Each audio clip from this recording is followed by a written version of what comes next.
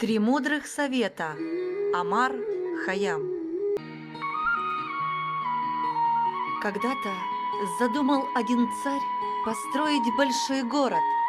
Для этого повелел он собрать всех каменщиков и плотников, что жили в его стране.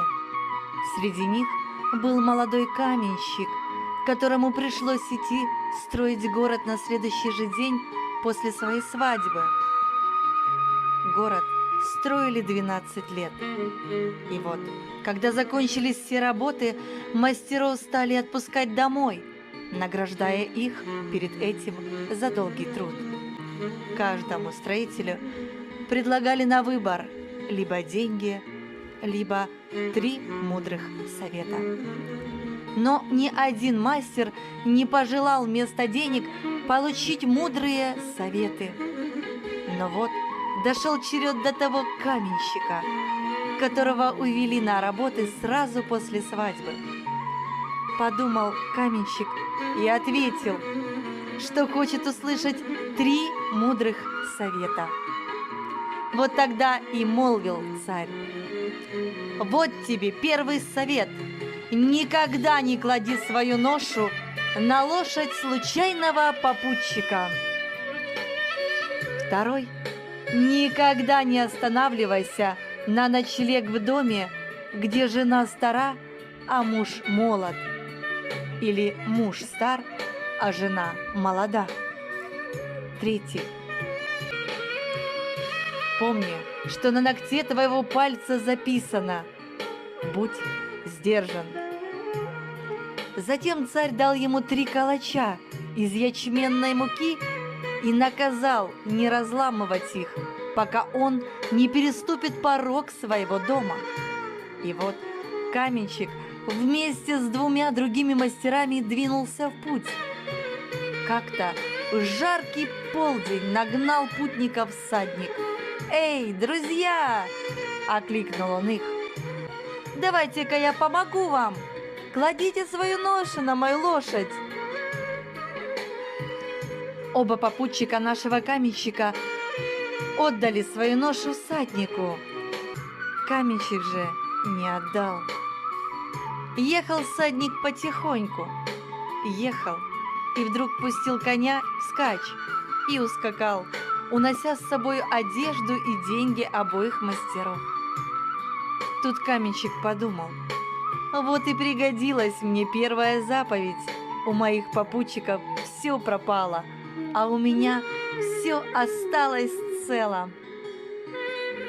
Вот настал вечер, и путники остановились в одном ауле. Увидев, что хозяйка дома, где было решено переночевать, молодая, а муж ее стар, наш каменщик встал и ушел спать в другой дом. Молодая жена дождалась, когда все заснули, зарезала своего мужа и стала кричать, что гости убили его. Сбежались разъяренные сельчане и убили обоих мастеров.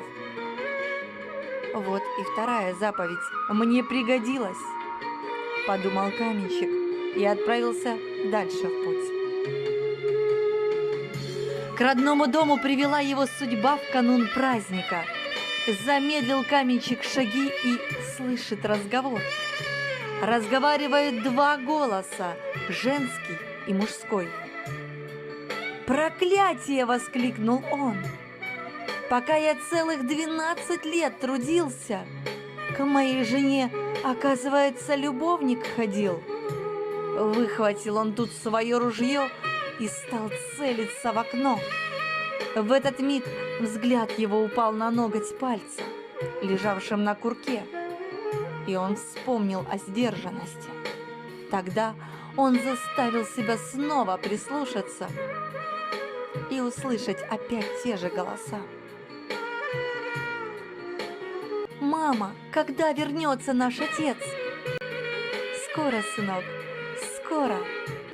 Царь уже отпустил мастеров, и твой отец со дня на день должен теперь прийти», – ответил голос жены каменщика.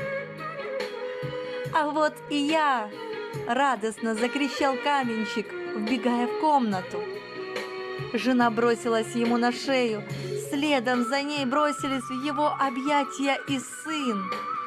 Когда жена опомнилась от радости, она стала говорить мужу: «Ведь ты, наверное, голоден», и начала было хлопотать, чтобы подать на стол еду, но каменщик остановил ее и сказал: «Постой, у меня есть 3 калача, подаренных мне царем».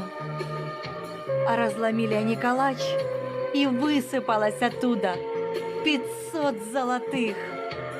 Столько же они нашли во 2-м калаче и в 3-м.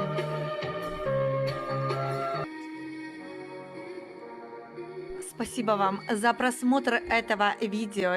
И если вам нравятся мудрости Омара Хайяма, ставьте класс и подписывайтесь на канал Анна Маза ТВ, чтобы не пропустить еще более интересные видео.